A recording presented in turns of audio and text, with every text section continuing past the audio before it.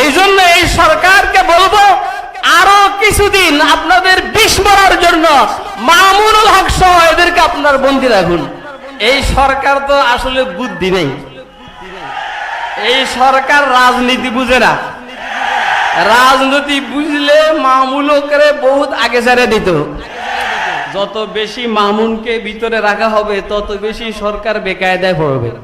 মামুনুল হককে আটকে রাখার কারণে সারা দেশের দিলের উপরে মামুনুল হকের নিয়ন্ত্রণ চলছে। শাইখুল হাদিস পরিষদ কর্তৃক আয়োজিত আজকের এই ওলামা মাশায়েখ সম্মেলনের মহতারাম সভাপতি হযরত উলামায়ে কেরাম, তাওহীদি জনতা, আজিজ তলাবা, প্রথম থেকে শুনে আসতেছি খুব বেশি আলোচনা হইতেছে যে বিষয়টার উপরে, সেটা হইল মামুনুল হক সাহেবের মুক্তি।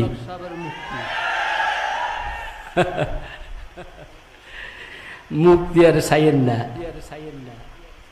মুক্তি চাইয়েন না। ও আরো ভিতরে কিছুদিন থাকুক, সরকারে ওরে রাখুক, শেষে সরকারের বিষ পড়বে। যত বেশি মামুনকে ভিতরে রাখা হবে তত বেশি সরকার বেকায়দায় পড়বে। শেষে শাইখুল মাহমুদুল হাসান দেওবন্দি রহমতুল্লাহ আলাইহির মতো ইংরেজরা নিজেই শাইখুলকে ছাড়তে বাধ্য হয়েছে, যেভাবে মামুনুল হককেও এভাবে ছাড়তে বাধ্য হবে। শাইখুল মাহমুদুল হাসান যতদিন ইংরেজদের জেলখানায় ছিলেন মাল্টাতে, ততদিন ছিলেন মাহমুদুল হাসান। বাহির হওয়ার পরে শাইখুল হয়েছেন। খুব ভালো করে বুঝবেন, শাইখুল মাহমুদুল হাসান যতদিন ওইখানে ছিলেন ততদিন উনি ছিলেন মাহমুদুল হাসান। বাহির হওয়ার পরে উনি হয়েছেন শাইখুল মাহমুদুল হাসান। এখন তো হিরু নামের হিরু আলম। মামুনুল হক বন্দি দশা থেকে বাহির হওয়ার পরে ও নামে হিরু হবে না, এমনি সে হিরু হয়ে যাবে ইনশাআল্লাহ। এই জন্য আরো কিছুদিন এই সরকার তো আসলে বুদ্ধি নেই, এই সরকার রাজনীতি বুঝে না। রাজনীতি বুঝলে মামুনুল হকরে বহুত আগে ছেড়ে দিত। মামুনুল হককে আটকে রাখার কারণে সারা দেশের দিলের উপরে মামুনুল হকের নিয়ন্ত্রণ চলছে। মিস্টার আর এন লর্ড ফিচিং অফ ইসলামের মধ্যে লিখেছে যে আমি ভারতবর্ষে এক আজীব জিনিস দেখেছি, যে ভারতবর্ষে একটা লোক, তার নাম হইল খাজা মঈনুদ্দিন আজমিরি, এই কবরে বৈশা বৈশা সারা ভারতবর্ষের মুসলমানদের দিল নিয়ন্ত্রণ করতে আছে। আমিও এই কথা বলবো, ও জেলখানার মধ্যে বৈশা বৈশা সারা দেশের মুসলমানদের দিল নিয়ন্ত্রণ করতে আছে। এই জন্য এই সরকারকে বলবো আরো কিছুদিন আপনাদের বিষ মারার জন্য মামুনুল হক সহ এদেরকে আপনার বন্দী রাখুন। আমরা এদেরকে বন্দি থেকে ছুটে আসার জন্য চাই না, আপনারা রাখেন, বিষ মরলে ছেড়ে দিন। বাকি যে সমস্ত মৌলবীরা এদেরকে বন্দি রাখার জন্য দালালি করতে আছে, এদের ব্যাপারে বলবো রাসূল আকরাম সাল্লাল্লাহু আলাইহি ওয়াসাল্লাম ইরশাদ করেছেন মৌলবী দুই প্রকার।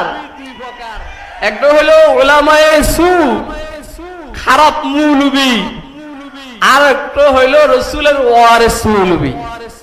হুজুর আকরাম সাল্লাল্লাহু আলাইহি ওয়াসাল্লাম রাসূলের ওয়ারিস মৌলবীর ব্যাপারে বলছেন এদের অনুসরণ করা, এরা ওয়ারিস আম্বিয়া। আর যারা দালাল মৌলবী এদের ব্যাপারে হুজুর সাল্লাল্লাহু আলাইহি ওয়াসাল্লাম বলছেন ফাহযারুহুম, এদেরকে অ্যাভয়েড করো, এদের থেকে পরহেজ করো, এদেরকে ওয়াজ মাহফিলে দাওয়াত দিবে না। ওয়াহাল আফসাদাদ দীন ইল্লাল মুলুকু ওয়া আহবারু সুইন ওয়া রুহবানুহা। সর্বশেষ আপনারা খেয়াল করছেন সাইয়েদনা ইউসুফ আলাইহিস সালামকে জেলের মধ্যে বন্দী করা হয়েছে। জেলেতে বাইর হওয়ার পরে কি দাম বাড়ছে না কমছে? আরে কথা কয় না, উনি নিজে নিজে বাহির হয়েছেন না বাহির করা হয়েছে? ওই যে স্বপ্নের তাবির দেওয়ার জন্য আর কাহাকেও পাওয়া যাচ্ছে না ওনারে। উনি জেলে ঢুকছেন, নিজে আল্লাহর কাছে চাইছেন, কিন্তু আল্লাহ সরকারের মাধ্যমে ওনাকে জেলেতে বাইর করাইছে। পরে কয় যে দয়া করে আপনি মেহেরবানি করে রাষ্ট্রের কি দায়িত্ব নিবেন নেন, আমরা দেশ চালাইতে পারতেছি না। তখন সাইয়েদনা হযরত ইউসুফ আলাইহিস সালাম বলছেন, রাব্বিস সিজনু আহাব্বু ইলাইয়া মিম্মা ইয়াদউনানি, আল্লাহ আমাকে তুমি জেলের মধ্যে, জেলটা আমার পছন্দনীয়, এই যে মাইয়ারা আমার দিকে, আমার যেদিকে ডাকে এটার থেকে। শেষে সাইয়েদনা হযরত ইউসুফ আলাইহিস সালাম বলছেন, ইজআলনি আলা খাযাইনিল আরদি ইন্নী হাফিজুন আলিম। সাইয়েদনা ইউসুফ বলছেন, আমাকে অর্থ মন্ত্রণালয়ের দায়িত্ব দাও, মাওলানা মামুনুল হক বাহির হবে, ইনশাআল্লাহ সরকার বলতে বাধ্য হবে যে দেশের অর্থনীতির অবস্থা ভালো না, যে হুজুর আপনি দয়া করে অর্থনীতির দায়িত্বটা নেন, আমাদের দেশটাকে দেওয়ালিয়া হওয়ার থেকে আপনি বাঁচান।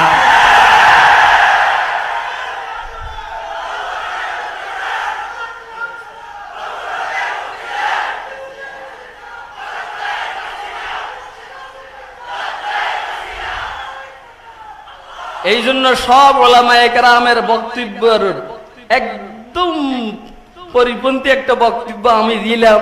মামুনুল হক আরো কদিন থাক।